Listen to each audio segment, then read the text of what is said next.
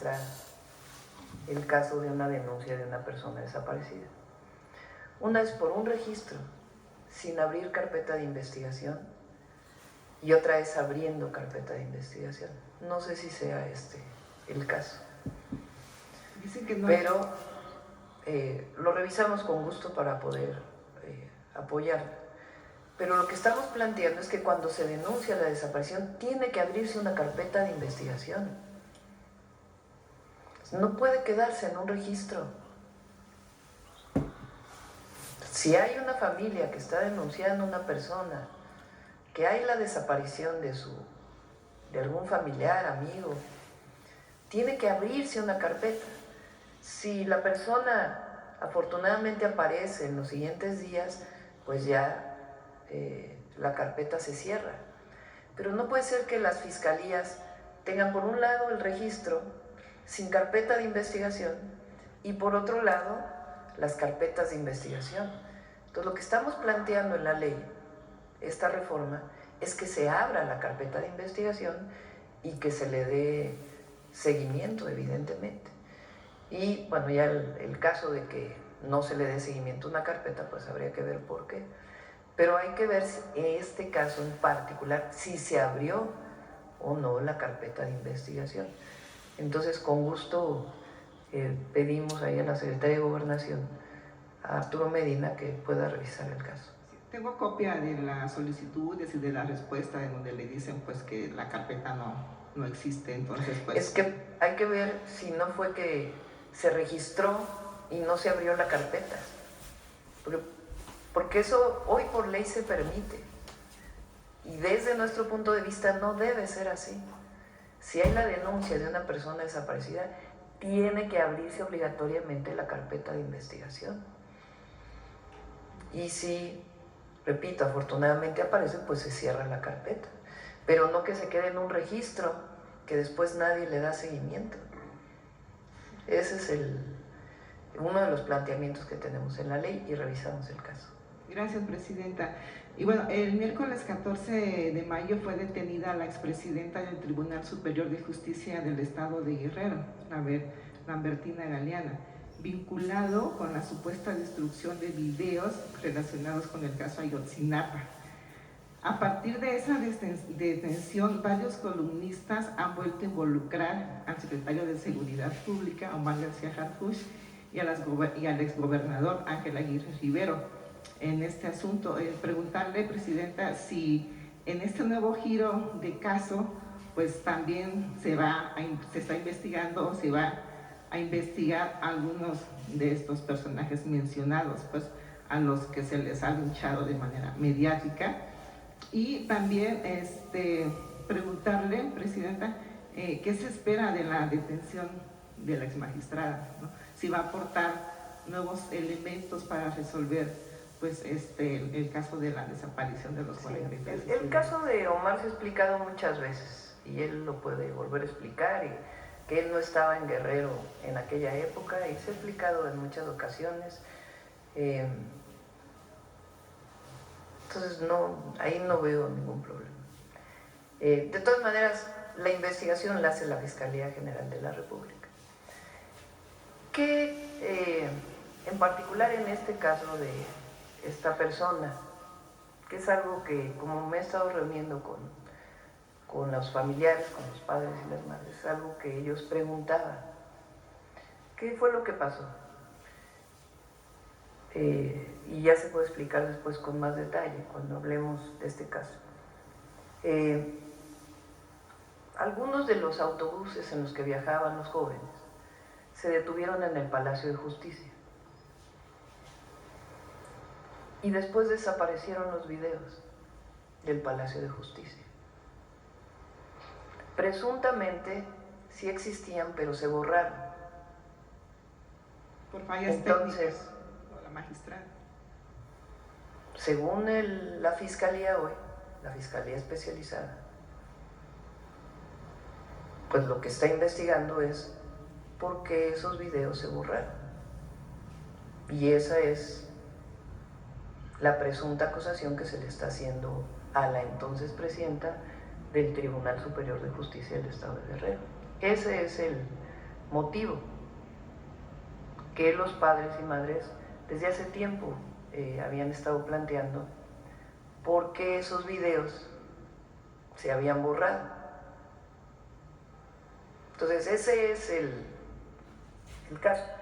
¿Qué sigue en la investigación? Pues depende de la comisión especial, de la subsecretaría, pero particularmente de la Fiscalía Especializada del caso Ayotzinapa, que encontraron ahora pues esta circunstancia y por eso esta detención. Sí, y en el caso de, ¿se va a investigar al exgobernador Ángel? Pues eso lo tiene que definir la Fiscalía, no lo define la presidenta. Eso es algo que está en las investigaciones. En el momento en que los padres y las madres nos autoricen, porque lo primero es siempre hablar con ellos en estas reuniones que se tienen y donde está presente la Fiscalía Especializada, se puede dar mucho más información de cuál es también una nueva orientación en la investigación que se está siguiendo en el caso Ayotzinapa. Presidenta, también preguntarle, ¿cuándo va a venir la secretaria de Bienestar y el secretario de SADER para los informes que usted había dicho sobre los avances y sobre los pendientes de los apoyos otorgados a los municipios de Costa Chica por el huracán? El lunes viene la secretaria de Bienestar a informar sobre los programas de bienestar. Sobre ese tema. Y ahí puede informarse de todos los apoyos que se han dado. Y bueno, habitantes de estos municipios, ¿no? de Cruz Grande, San Marcos, Las Vigas, Copala, Marquelia, Cuautepec, me pidieron que pues le transmitiera este mensaje, pues de que ellos tienen fe y tienen confianza en que usted pues pueda darle atención a lo que están planteando, ¿no? De que yo sé que he insistido mucho en este tema, ¿no? De que hay viviendas que no se han censado, que si por favor pudiera usted enviar una comisión. Ver, sí sería muy bueno, porque sería muy bueno explicar qué se ha hecho. O sea, se hizo un censo primero en todo el estado de Guerrero, después del huracán John. ¿Cuál es el procedimiento? Porque hay un procedimiento, no es algo que cada vez se inventa algo nuevo. Hay un procedimiento establecido que lo definió en su momento el presidente López Obrador y que es muy bueno. ¿Qué es lo que se hace? Obviamente primero entra el plan DN3C, el plan Marina, para poder apoyar a la población, y la coordinación de protección civil del gobierno de México junto con protección civil de los estados y de los municipios, para apoyar pues de manera inmediata y todo el apoyo que se necesita. Posterior a una situación como el huracán John, la coordinación de protección civil determina cuáles son los municipios afectados de acuerdo a un análisis que se hace. A partir de ahí entra la Secretaría de Bienestar y las otras secretarías en caso de que hubiera daños a la infraestructura. Entonces, por ejemplo, en el caso del huracán John, entra la Secretaría de Bienestar a hacer un censo en todos los municipios, casa por casa. Entonces van nuestros compañeros servidores de la Nación y casa por casa se revisa la situación de cada familia, en qué circunstancias están, y tienen un protocolo en donde se establece cuáles son los daños a la vivienda y a la familia que hubieron frente a una situación como el huracán John. También entra Conagua para revisar los daños o en su caso que hay inundaciones para poder apoyar, además de Secretaría de Marina y Defensa. Entra también infraestructura, comunicaciones y transportes junto con los gobiernos de los estados y también cualquier institución que sea necesaria para apoyar. En este caso pues fueron principalmente daños materiales. Entonces se llevó como varias semanas el censo. Se hace el censo y se dieron dos apoyos. Un apoyo para la limpieza de manera inmediata de 8,000 pesos y después un apoyo para las viviendas que dependía del monto, depende del daño, el monto que se otorga, es un monto fijo, no es algo que sea subjetivo. Fue un monto de alrededor de 6,000 millones de pesos el que se distribuyó a todas las familias de manera directa, a través de tarjetas del bienestar o de algún otro mecanismo. De manera directa, y está el censo, y están las personas, y las personas firman de recibir. Cuando fui a la Costa Chica, en el camino me detuvieron como 3 meses después del huracán, algunos pobladores. Ahí me dijeron que no habían sido censados y que no habían sido apoyados. Entonces me detuve a atenderlos y ahí vimos que había personas que a lo mejor no habían sido atendidas en sus viviendas y otro sector importante que había tenido daños en sus parcelas o en el ejido, en sus comunidades, dedicados principalmente a la agricultura. Entonces ahí dividimos en 2 apoyos adicionales. Uno, que fuera si mal no recuerdo, fue en la plaza de San Juan Copala, para que ahí llegaran todos los que no habían recibido apoyo, se apuntaran y se censaran nuevamente en sus casas.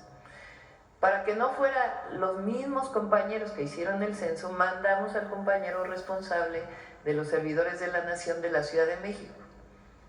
Entonces Diego se fue para allá, pues estuvo durante varios días recibiendo a las personas, reconociendo, y después se hizo un nuevo censo en caso de que alguien no hubiera sido apoyado. Y por otro lado, la SADER pues realizó un censo para ver qué apoyos adicionales se requerían. Algunos fue directamente producción para el bienestar y en otros casos pues es un apoyo especial que se les dio a algunos de los que fueron más afectados. Algunos tienen Sembrando Vida, entonces ahí se vio cómo a través del propio programa Sembrando Vida se les podía apoyar. Todo esto pues tiene un censo, personas beneficiadas.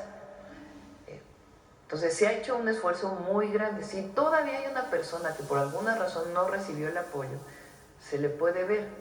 Ahora, lo que nosotros ya no hacemos es atender por organización. Eso ya no.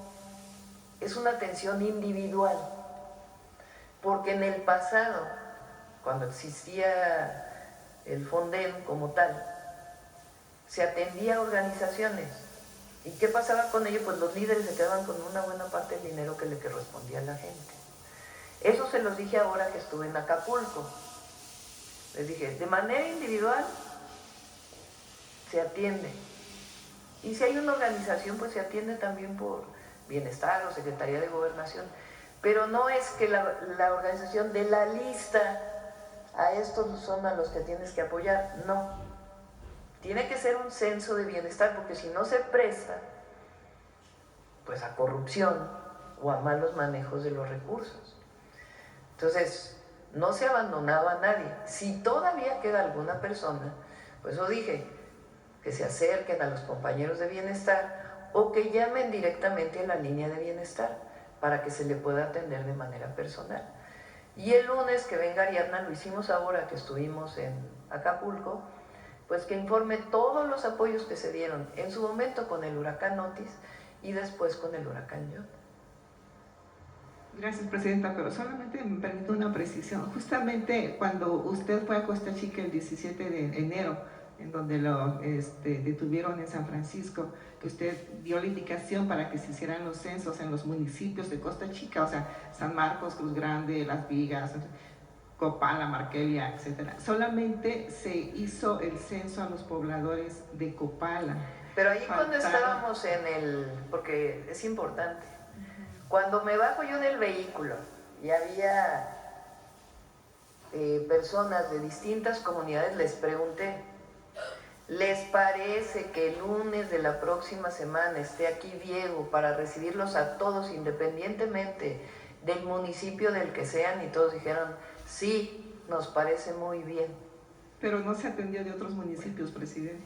Perdón, pero no se atendió de otros municipios. Se atiende a todos. Lo que sí, importante, ya no se da a partir de listas de organizaciones. Eso sí ya no. Porque eso era la corrupción del pasado. Aquí es directa la relación. Gobierno,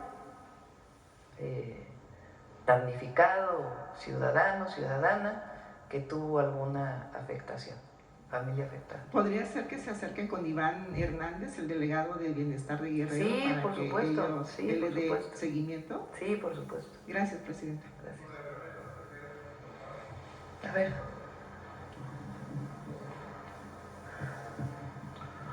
Presidenta, ¿cómo está? Buenos días. Luis Ángel Marín, de Radio Resultados. Mi primera pregunta, Presidenta, este tema del impuesto que pretenden imponer a las remesas, ¿no se prevé que pueda ser un tema prácticamente migratorio para rastrear actividades o dinero de personas que no tienen la residencia en Estados Unidos, y que esto podría tener ese fin, y cómo podría apoyarse al que va a trabajar, al que va a enviar dinero para su familia? A lo mejor con un tabulador podría ser parte de las propuestas que lleven los senadores. No creo que tenga un afán de revisión a las y los mexicanos. Estados Unidos tiene un problema que lo ha tenido en varias ocasiones, pero en particular este año. No les alcanza los recursos para terminar el año al gobierno federal. Aquí no solamente la recaudación está muy bien, y agradecemos a todas las mexicanas y mexicanos, sino que tenemos claro cuál es el calendario y se cierra bien el año.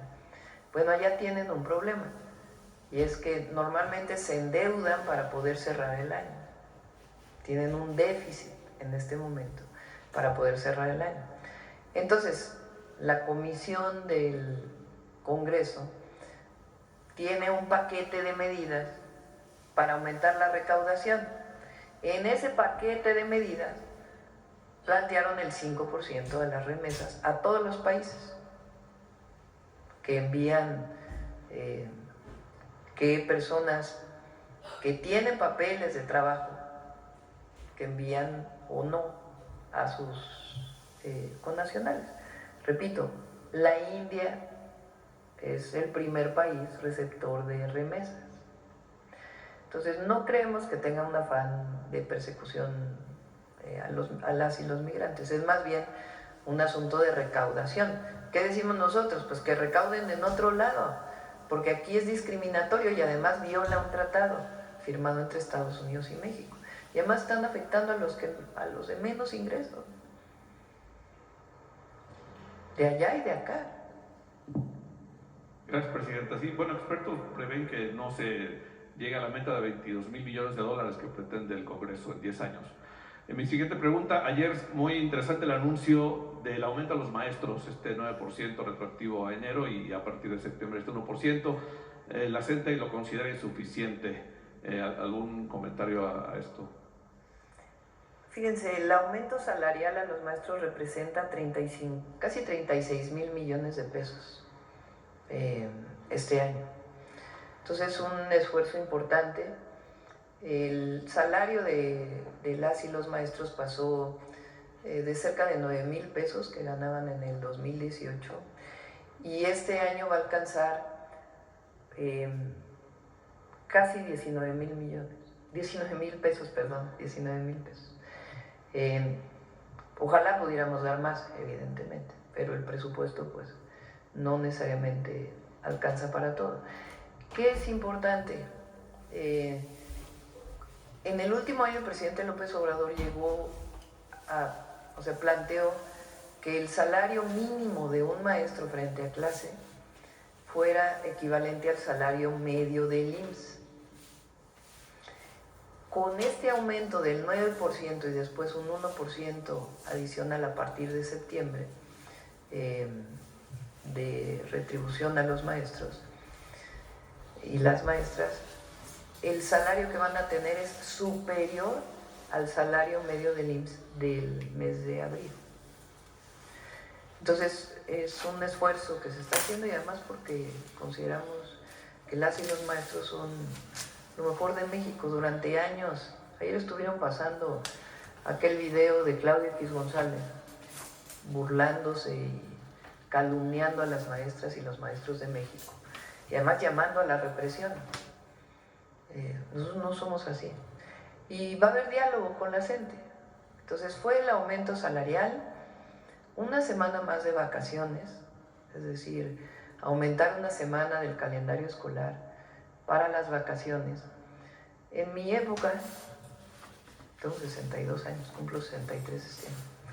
Cuando estudiábamos en la primaria, el calendario escolar salía uno el 15 de junio, son esas cosas que se le quedan grabadas a uno, porque ansía las vacaciones cuando uno es niña o niño. Y se entraba el 3 de septiembre, más o menos. Eran como 2 meses y medio de vacaciones. En Europa, las niñas y los niños tienen 3 meses de vacaciones. Después Zedillo, justo Zedillo, fue el que dijo, no, menos vacaciones para que los estudiantes estudien más. Y entonces, ¿qué es lo que sucede para las y los maestros? Ahora a ver cómo está el calendario escolar sin esa semana adicional. Salen en julio y entran en agosto, como un mes, un poquitito más de un mes de vacaciones. Y las y los maestros pues tienen menos, porque cuando se acaba el calendario escolar, frente a clase, todavía se quedan los maestros haciendo su trabajo y luego entran antes. Entonces planteamos una semana más de vacaciones, pues, porque se lo merecen, las y los maestros. Y además, pues las y los niños también, jugar es algo importante y fundamental para el desarrollo de la infancia, dicho por cualquier pedagogo. A ver cuántos días son de vacaciones, si le cuentan ahí. Entonces es una semana más de vacaciones. ¿Qué otra cosa planteamos? Por lo pronto el congelamiento, lo que había dicho de la edad de jubilación para los que están en 10º transitorio. Por supuesto, el fondo de pensiones para el bienestar, para el retiro individual, que aumente el salario medio o la jubilación al salario medio del IMSS para todos aquellos que se subjubilan con un salario o con una jubilación menor a ella, aunque tengan salarios mayores. Y también yo me comprometí a desaparecer la UCICAM. Cuando en el 2019 desaparece la reforma educativa, queda un esquema de evaluación a los profesores que se llama UCICAM. Y las y los maestros, independientemente de si pertenecen a la coordinadora o al CENTE, o si son parte de las secciones que dirige la coordinadora, no están de acuerdo con el UCICAM. Quieren que eso se cambie. Entonces yo me comprometí a desaparecer el UCICAM. No se trata de que la presidenta con el secretario de Educación digan qué hay en sustitución de UCICAM. Lo que queremos es que lo digan las y los maestros, que nos vayamos escuela por escuela a un diálogo, para que nos digan qué es lo que les gustaría que quedara en vez de UCICAM. Entonces, ese es el otro planteamiento. Sin embargo, hay temas de la promoción de los maestros que les afectan mucho, que en la campaña me lo dijeron los maestros una y otra vez. Una de ellas es lo que le llaman la movilidad, poderse cambiar de una escuela a otra, que hoy tiene una cantidad enorme de requisitos y que no se hace por antigüedad. Entonces lo que les planteamos es, vamos modificando, mientras vemos qué va a pasar con el UCICAM, esta forma de evaluación, mientras eso, vamos por lo pronto cambiando el tema de la movilidad, que nadie está de acuerdo con cómo está ahora, porque muchas veces al maestro le dan un trabajo, una plaza, que está en un lugar donde no vive su familia. Y obviamente el maestro lo que quiere pues es regresar a donde vive su familia para no vivir separado. Y les cuesta mucho trabajo. Entonces el esquema de movilidad por lo pronto se cambia, en lo que seguimos discutiendo lo demás. Son los planteamientos que hemos hecho y está abierta la mesa de diálogo cuando quiera la coordinadora para seguir platicando con el secretario de Educación y con la secretaria de Gobernación. Muchas gracias, Presidenta. Pues, a ver, son 10 días de Semana Santa, obviamente 10 días de clase, ¿no? Son 2 semanas. 10 días de diciembre, 38 días de verano. Les digo, es un mes y un poquito más. Entonces, pues es una semana más de vacaciones. Muy bien, muchas gracias, Presidenta. El INE, la consejera presidenta, hacía un llamado a los estados de Nayarit y Zacatecas para que pagaran sus aportaciones para poder tener recursos para el tema de la elección judicial. ¿Algún comentario de esto? ¿Haría usted un llamado a los estados? Pues tienen que aportar su parte. Ahora, no sé cuánto les corresponda, pero recuerden que la casilla es única. Entonces, la mayor parte del costo de la elección, pues está aportando a nivel federal. Fueron cerca de 8,000 millones de pesos, un poco más. Se está aportando a nivel federal porque es la casilla, la capacitación, las urnas, los espacios donde hay que ir a votar, que por cierto, pues tienen que ser muchísimos, porque como son 6 boletas, y hay que anotar los numeritos en la parte de arriba, y luego aparte, si hay elección estatal, pues son más de 6 boletas, pues entonces a la hora de votar te vas a llevar tu tiempo. Entonces tiene que haber muchos lugares en la casilla para que no haya filas muy grandes en la votación. Entonces, eso es algo que le hemos dicho al INE. Entonces, no sé cuánto tengan que aportar los estados, pero no debe ser mucho. Perdón que me regrese al tema de los maestros, una precisión. Ayer usted nos decía que este aumento era para los maestros que estaban en el rubro federal. ¿Cómo va a quedar para los estados, quienes son maestros, digamos, estatales? ¿El aumento lo tendrán que aplicar también los estados? Tienen que decidirlo los gobernadores, esa parte. Muchas gracias, Presidente, muy amable. Bueno, vamos con la última pregunta, porque acá...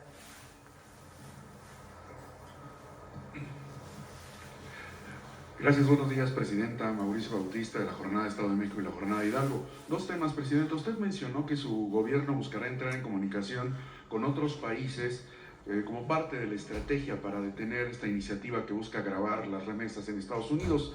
¿Prevé llegar a acuerdos con países latinoamericanos que también serían afectados por esta medida con el fin de presentar una postura regional?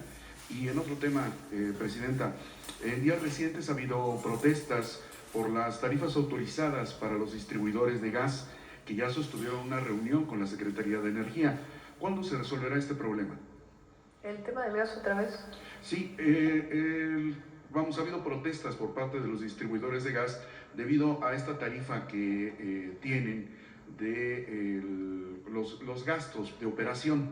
Consideran que se mantiene muy bajo desde octubre del año pasado. Están planteando, está en 2 pesos por litro de gas. Están planteando ellos un aumento de 4.25 pesos para que sea sustentable esta industria que está legalmente establecida y que se está viendo con dificultades porque pues están aumentando los gastos, los costos de mantenimiento tanto de las instalaciones como de los vehículos que utilizan para llevar el gas a las casas, porque el gas es uno de los combustibles que, a diferencia de la gasolina, que puede ir alguien a la gasolinera a tomar su combustible, o la luz que llega directamente a la casa, el gas hay que llevarlo a los domicilios. Entonces están señalando que esto pone en riesgo la sustentabilidad del sector, debido a que ya con este incremento de costos, ya se han generado algunos despidos en principios de año, y es una industria que atiende a 100 millones de usuarios. Bueno, en el caso de ponernos de acuerdo con otros gobiernos, el embajador Esteban Moctezuma está hablando allá con otros embajadores, y el canciller también tiene esa tarea, pues, de que muchos más países, congresos, pues envíen a los congresistas de Estados Unidos la opinión. Por lo pronto, pues, lo que vayamos a hacer de México. Y qué bueno, la verdad, que senadores de todos los partidos decidieron asistir la próxima semana a dar la posición de México. Sobre el gas, Me tocó cuando fui jefa de gobierno este esquema de poner un precio máximo al gas LP. Y fue muy bueno. En su momento también Pemex hizo la tarea del gas bienestar, que ayudó mucho también. Porque, fíjense, en la zona metropolitana del Valle de México era donde más caro se vendía el gas LP y un precio altísimo. Entonces hay reuniones permanentes de Secretaría de Energía con los gaseros. Lo que nosotros no queremos pues es afectar la economía familiar, porque tenían unos gastos altísimos. Entonces ahí está la Secretaría de Energía para estar hablando, pero